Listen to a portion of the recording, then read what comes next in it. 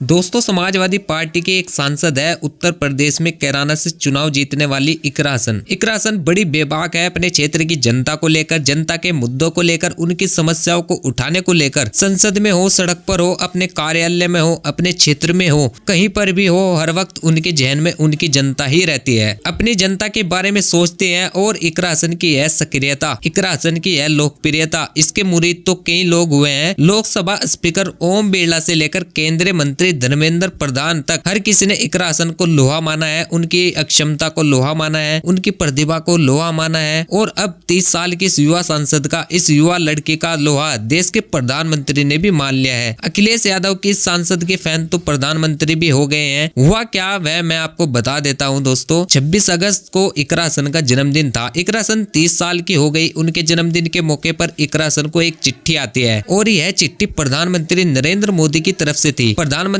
नरेंद्र मोदी ने कैराना के सांसद इकरा हसन को जन्मदिन की बधाई दी, उनके उत्तम स्वास्थ्य, लंबी आयु, यह तमाम कामनाएं की, शुभकामनाएं दी और यह भी शुभकामनाएं दी कि भारतीय लोकतंत्र में इकरा हसन अपना योगदान ऐसे ही देती रहे, अपने क्षेत्र के लोगों की सेवा ऐसे ही करती रहे। और दोस्तों, इस तरह से जब किसी सांसद को, युवा सांसद को पहली बार सांसद बनी हो, इस युवा लड़की को प्रधानमंत्री की बधाई मिली हो, तो जाहिर सी बात है कि इकरा हसन का उत्साह जरूर बढ़ेगा। इकरा हसन आज की तारीख में दोस्तों उत्तर प्रदेश में ही नहीं बल्कि पूरे देश में किसी भी तरह से किसी भी परिचय का मोहताज नहीं है। इकरा हसन जब संसद में अपनी बात रखती है तो पूरी संसद इकरा हसन को सुनती है, उनकी बात को समझती है। और इकरा हसन किस अंदाज में अपनी बात रखती है वह भी मैं आपको बताने वाला हूं दोस्तों। जो कि अभी संसद में जो सदन चल रहा था उसमें इकरा हसन ने कहा था कि देश में भूमि अधिग्रहण, पुनर्वास और पुनर्स्थापन LRR अधिनियम 2013 को पूरी तरीके से लागू नहीं किया गया, जिससे हर दूसरे वर्ष सर्किल रेट में अनिवार्य संशोधन किया जाना जरूरी होता है। मेरे क्षेत्र में जनपद शामली में दिल्ली देहरादून इकोनॉमिक कॉरिडोर में किसानों की भूमि अधिग्रहित की जा रही है, परंतु 2013 से अभी तक सर्किल रेट में उन्हें मुआवजे में फायदा नहीं मिल पा रहा है।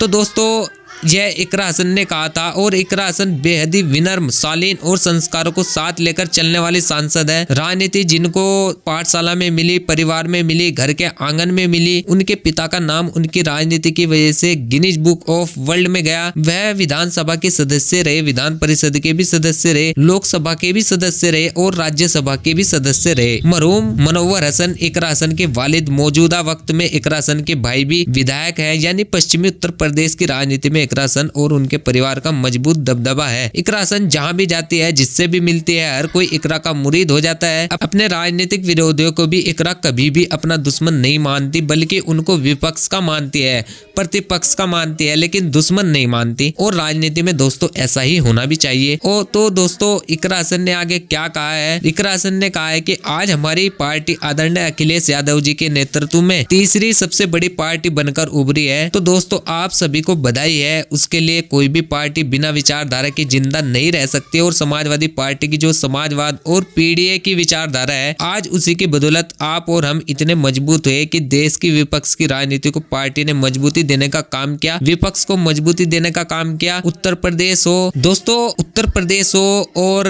उत्तर प्रदेश में खास तौर पर कैराना के लोग हो, उनको इकरा हसन से दोस्तों कई उम्मीदें हैं। अभी इकरा हसन को कैराना के लिए बहुत से काम करने हैं, महिलाओं के बीच में, युवाओं के बीच में, बुजुर्गों के बीच में, हर जगह इकरा को काम करने हैं। और जिस तरह से युवा लड़कियां इकरा हसन को अपने रोल मॉडल के तौर पर देख रही हैं, इकरा हसन से बड़ी उम्मीदें कर रही हैं, तो इकरा हसन पर जिम्मेदारियां भी ज्यादा है। जब हर कोई आपसे उम्मीद कर रहा हो, सकारात्मक कामों की उम्मीद कर रहा हो, तो आपकी जिम्मेदारी भी बढ़ती है और लोगों की आप पर नजर भी होती है। उत्तर प्रदेश में एक वैसी ही नेता है और आने वाले वक्त में जब उत्तर प्रदेश में 2027 का चुनाव होगा, तब भी इकरा हसन से उनकी पार्टी को, समाजवादी को बहुत ज्यादा उम्मीदें रहेंगी। अखिलेश और डिंपल को भी बहुत ज्यादा उम्मीदें रहेंगी। अब इकरा हसन इन उम्मीदों पर, चुनौतियों पर, इन जिम्मेदारियों पर कैसे और कितना खरा उतरती है, यह आने वाला वक्त तय करेगा। लेकिन फिलहाल दोस्तों, इकरा हसन ने अपनी सहनशीलता और अपनी विनम्रता से अपनी एक अलग पहचान बहुत कम वक्त में स्थापित कर दी है। आज की तारीख में इकरा हसन हर जगह, चाहे वह दिल्ली हो, लखनऊ हो, कैराना हो, इकरा हसन की उपस्थिति, इकरा हसन का मौजूद होना लोगों के बीच का विषय रहता है। दोस्तों, वीडियो अच्छी लगी हो तो वीडियो को लाइक कर दीजिएगा, चैनल को सब्सक्राइब कर दीजिएगा। बाकी दोस्तों, मिलते हैं नेक्स्ट वीडियो में, तब तक के लिए धन्यवाद। जय हिंद।